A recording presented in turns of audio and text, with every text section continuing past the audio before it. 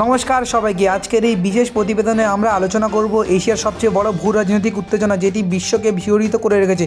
চীন সরাসরি সামরিক মহড়া চালিয়েছে, তাইওয়ানকে ঘিরে লাইভ ফায়ার ড্রিল, যুদ্ধবিমান, যুদ্ধজাহাজ এবং ক্ষেপণাস্ত্র প্রস্তুতি। এখন কি সত্যি যুদ্ধের ছায়া ঘনিয়ে আসছে?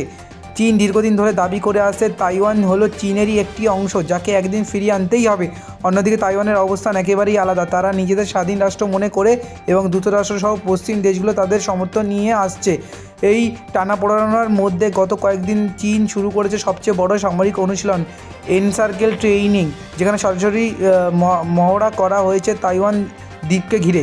এবং লাইভ ফায়ার ড্রিল এত বড় পরিসরে আগে খুব কম দেখা গেছে। রাষ্ট্রসূত্রে চীন জেট ফাইটার, ড্রোন, যুদ্ধজাহাজ এবং ক্ষেপণাস্ত্র প্রস্তুতি দেখিয়েছে।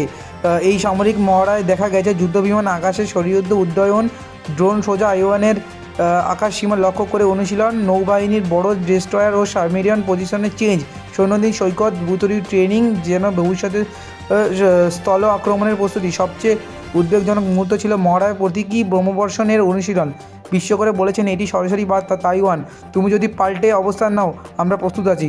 এই মহড়ার খবর প্রকাশ হওয়ার পরই আমেরিকা ও জাপান তীব্র প্রতিক্রিয়া জানিয়েছে। যুক্তরাষ্ট্রের প্রতিনিধি বিভাগ বলেছে, চীন একতরফা সামরিক উত্তেজনা বাড়াচ্ছে, এটি এশিয়ার স্থিতিশীলের জন্য হুমকি। জাপান বলেছে, তাইওয়ানের প্রণালীতে যুদ্ধ হলে পুরো এশিয়ার আগুনে পড়বে।